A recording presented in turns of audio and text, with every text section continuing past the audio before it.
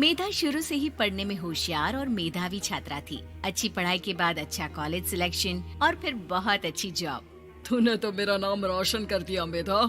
अरे लेकिन ये जो काम करने का तरीका है ना, इसे बदल ले। 18 घंटे काम करेगी तो कल को बच्चा कैसे संभालेगी? तुम्हारी तरह पागल नहीं हूँ माँ, जो बच्चे और परिवार में फंस जाऊँ। मैं तो जिंदगी खुल कर जीऊंगी। सब कहने की बात होती है बेटा, अपने बच्चे का सुख हर कोई चाहता है। वक्त बीतता है और मेधा की शादी हो जाती है।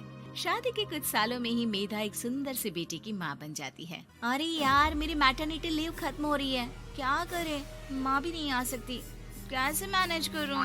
ऐसा करते हैं, इसके लिए एक केयर टेकर रख लेते हैं, वो देखा करेगी इसे।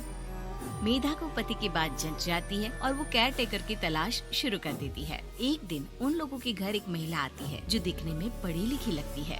जी, क्या काम है आपको? मैम, मेरा नाम स्नेहा है।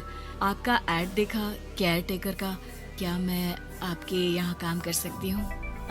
हाँ, क्यों नहीं, लेकिन आप तो अच्छे घर की लगती हैं, फिर नौकरी क्यों?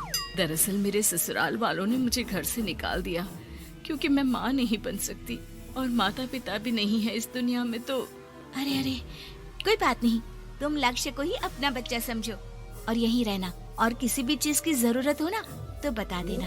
नेहा खुशी खुशी लक्ष्य को संभालने लगती है। रात को जब मेधा घर पर आती है, अरे क्या बात है स्नेहा, तुमने खाना नहीं खाया क्या?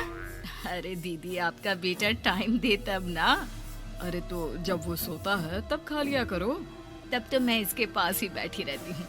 कोई मच्छर या कीड़ा काट ले लक्ष्य को तो अब आप पकड़ो, मैं खाना खा लेती हूँ। स्नेहा वहाँ से चली जाती है। बहुत ही अच्छे से ख्याल रख रही है ये लक्ष्य का। मेधा, इतना तो शायद तुम भी ध्यान नहीं देती। मेधा को पति की बात बुरी तो लगती है, लेकिन कुछ नहीं कहती। धीरे धीरे स्नेहा मेधा और उसके पति के साथ बाहर भी जाने लगी। सुनो, स्नेहा को भी बाजार ले चलते हैं, वो क्या है ना, लक्ष्य को देख लेगी जब तक मैं शॉपिंग कर लूंगी। हाँ चलो, वैसे मैं चाह रहा था कि लक्ष्य को लेकर हम दोनों ही चलते।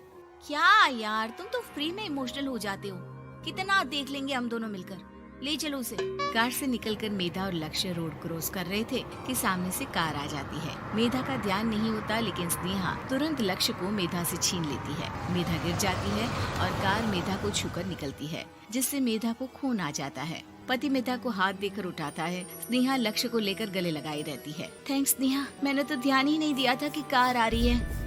स्नेहा का गुस्सा मालकिन पर टूट पड़ता है। अरे कैसी माँ है आप, अगर आज कुछ लक्ष्य को हो जाता तो मैं आपको कभी माफ नहीं करती। छोटा सा बच्चा है, उसे चोट लगती है तो पता है कितनी तकलीफ होती है।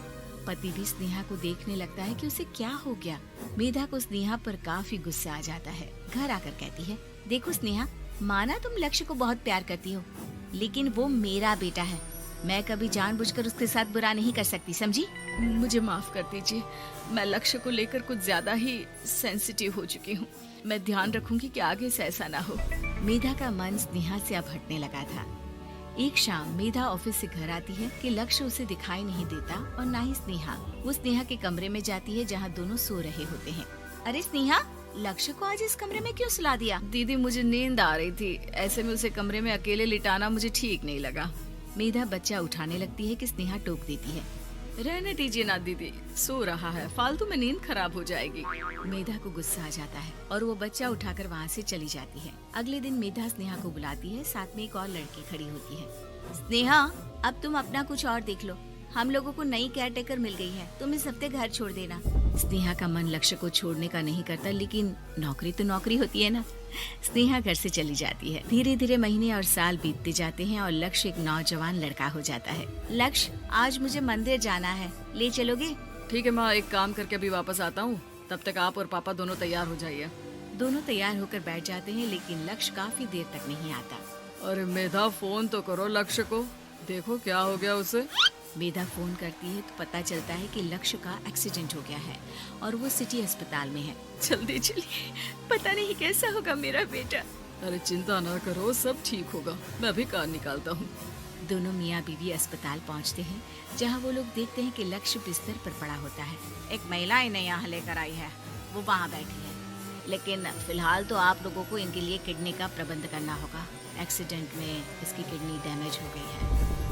मेरी ले लीजिए डॉक्टर साहब, मेरे बेटे को बचा लीजिए। नहीं नहीं, आप माँ हैं, आपकी नहीं ले सकते, पिता की भी नहीं। आप किसी रिलेटिव या दोस्त से पता कर लें और हाँ थोड़ा जल्दी करें क्योंकि देर होने से मामला बिगड़ सकता है। मेधा बैठकर रोने लगती है कि वहाँ डॉक्टर आ जाते हैं। जिस औरत ने आपके बेटे को यहाँ भर्ती कराया था वो अपनी किडनी आपके बेटे को देना चाहती है। हाँ? कौन है वो? कहाँ है वो? तभी वहाँ स्नेहा आ जाती है। स्नेहा तुम? मैं लक्ष्य को पहचान नहीं पाई थी, लेकिन आप लोगों को देखकर समझ गई कि ये लक्ष्य है, इसलिए वापस आ गई। मैं अपनी किडनी आपके बेटे को देना चाहती हूँ। मेरी अपनी तो कोई औलाद नहीं, लेकिन लक्ष्य में मैंने हमेशा अपना बच्चा देखा। तुम धन्य हो स्नेहा, जो इतने साल में भी लक्ष्य को भूल नहीं पाई। सही मामले में तो वो तुम्हारा ही बच्चा होगा, क्योंकि जन्म भले ही मैंने दिया हो, लेकिन आज तुम उसकी जिंदगी बचा रही हो।